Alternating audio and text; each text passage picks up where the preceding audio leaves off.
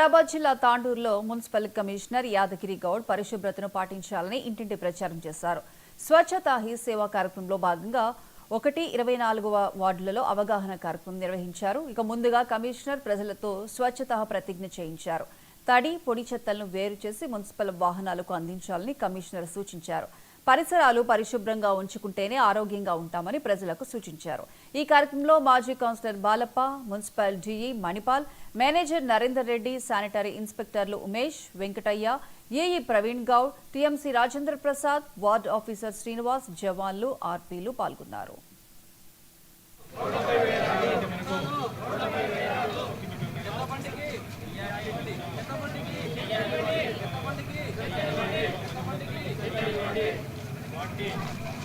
వచ్చినప్పుడు మీకు ఇవరలో కూడా ఇంటింటికి ఒక 2 డబ్బాలు ఇవ్వడం జరిగింది. పారిశుద్ధ కార్మికులు అన్ని మనకు ఆటోలు వస్తున్నాయి, అవన్నీ కూడా తీసుకెళ్ళి వాళ్ళ దాన్ని వేరే రకంగా ఉపయోగించగలుగుతుంది.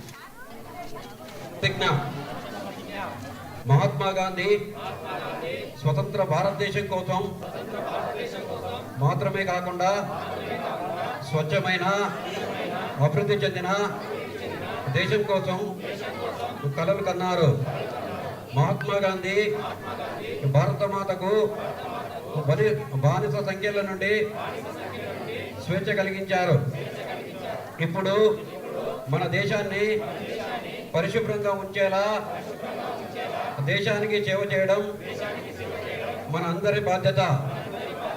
దేశాన్ని పరిశుభ్రంగా ఉంచడానికి నేను కట్టుబడి ఉంటానని, సమయం కేటాయిస్తానని ప్రతిజ్ఞ చేస్తున్నాను.